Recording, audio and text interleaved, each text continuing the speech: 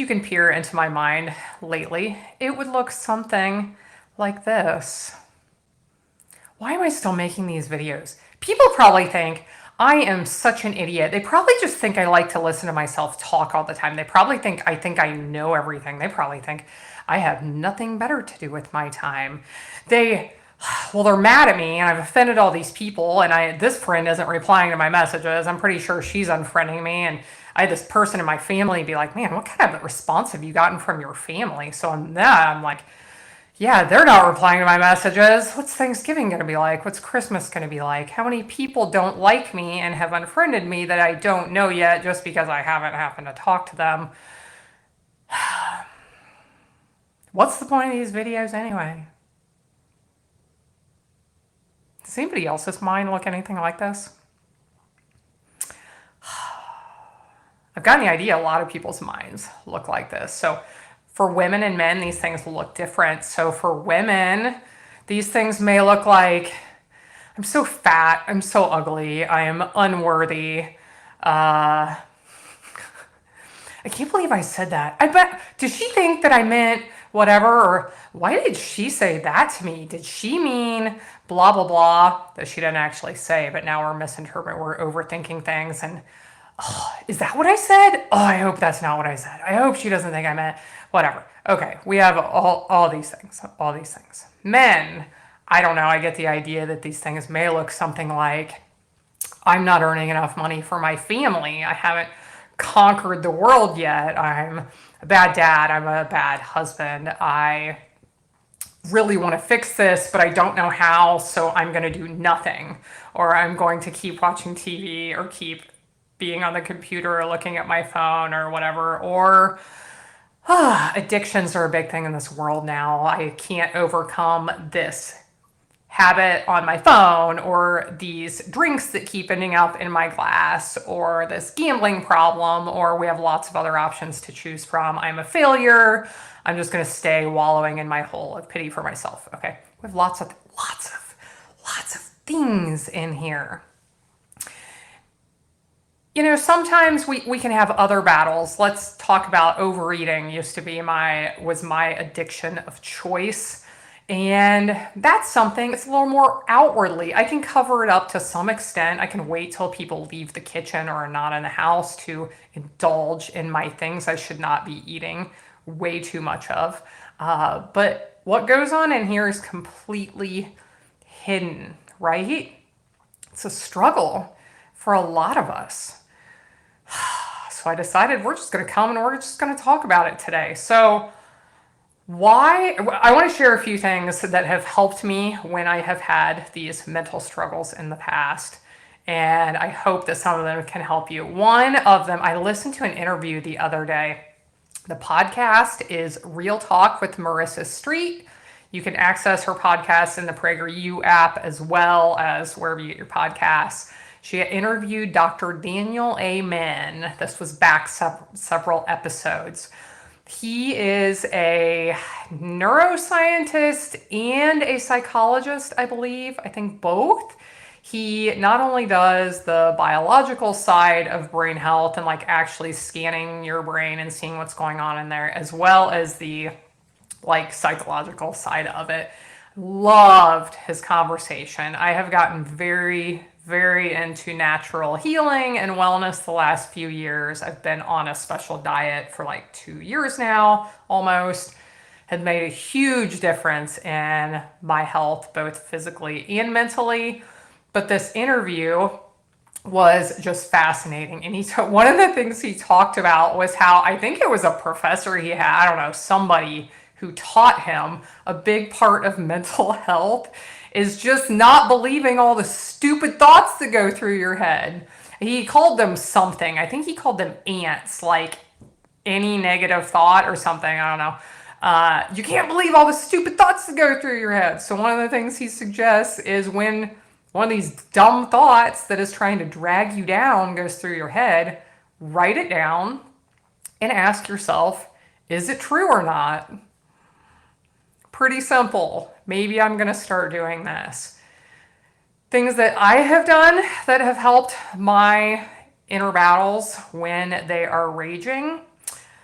The two things here in the last few years that have helped me a ton are getting to know this book, the Holy Bible, if you cannot read what's on the front of it right now, getting to know this book and learning about spiritual warfare and the fact that because the Holy Spirit lives in me, I have the power to tell the enemy who wants to destroy any bit of light that is in this world, I have the power to tell the enemy to go home. In the words of Rosie at Bible study this morning, get behind me. I'm going to start using that. That's not one I've used before. Get behind me. We're going to talk about this more tomorrow. I am a few short pages away from finishing reading this entire book. It's not actually this one, it's a different one that I usually read. Few short pages away from reading it all the way through for the first time in my life. It's only taken me 40 years. That's right, I'm 40. It's only taken me 40 years to read the thing all the way through. It's pretty sad, but it's finally happening. Knowing what is in that book is, you know, if you're a believer and you don't know what's in that book, I get it. I was there for a long time. And when I actually started reading it, there's a lot of stuff in here I didn't know was in here. There's some things in there that are shocking. There are some things in there that a lot of believers, if they found out, they would be shocked and offended, actually, I think. What a good guidebook for life. Does operating our lives based on feelings or any negative, terrible thought that goes through our head, does that work? It doesn't work at all. And the more we can base our lives and our decisions on other things that are more solid and factual than terrible thoughts that fly through our heads, it really, really helps. Helps to keep me grounded for sure, to be standing on something solid that is not wavering and trying to drag me down like terrible thoughts going through my head. So why am I still making these videos? I think that was supposed to be part of this. Why am I still making these videos? Why am I here? I think part of what is going on in my mind here lately is the gap. Anytime you leave an opening, anytime you're not certain about something, it leaves room for the enemy to come in, right? I was listening to a sermon, I believe it was Josh Howerton with Lake Point Church, something about Gen Z and these kids and how the enemy is attacking our children because it is a weak point in our line of defense. Kids are easy to attack. They're less set in their ways, and if we are not protecting them and leading them properly, it can be an easy point of attack. I feel like my point of these videos since the election is over has gotten a little more vague, and I have not been spending as much time here. I have not been spending as much time praying. And what does that do? It creates an opening. It creates a weak point for the enemy to get in. Anyway, why am I still making these videos? I think I need to spend a little bit of time. I mean, because our world needs a lot of help. And I am tired of all the negative. I'm tired of all the divisive stuff out there. I'm tired of all the misinformation and lies.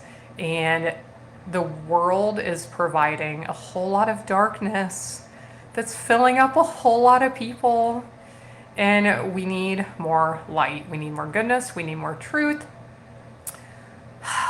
All this natural wellness stuff I've learned about, like, we have been told the exact opposite in a lot of cases about what's going to make us well and what's going to make us feel good. So tired of misinformation and the stuff. So I just want to share things that will hopefully help people. I have to overcome my battle of the enemy trying to tell me to sit down and be quiet, right? We all have them. We all face struggles. When do I face the most struggles like this? See if you can verify this with me. Do I face these struggles when I'm just chilling in my house and I'm like doing my business and taking care of my family and I'm whatever, gardening or doing my canned food and stuff? Like, No. When do I face these struggles the worst in life?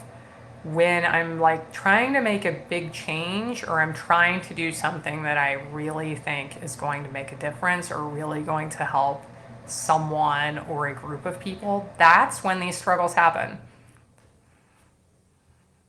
Would you agree with that? Okay. I'm trying to do something good. It's hard, it's scary, it has taken a lot of courage. But here is when my mind gets attacked the hardest. Is that a coincidence? Is it not a coincidence? Share your thoughts with me. I would love for this to be more of a conversation. Quite a few people watch these and you're out there just with your crickets like, man, that girl's crazy. Or maybe I agree, but I'm not going to comment. I'm not going to say anything. I don't want people to know that I'm watching these videos. I think there's a lot of you out there. I'm calling you out right now. You should comment. Tell me what you think. I hope you have a blessed day. Tomorrow, we're going to talk about this. I'm almost done reading it, but I'm already preparing for this next year. I've decided I'm going to read the whole thing again. It took me a lot longer than a year to read it this time. It took me like 3 years probably. That's pretty sad. I can do it in a year, and I want to invite you to do that with me. We're going to talk about it tomorrow. Have a blessed day.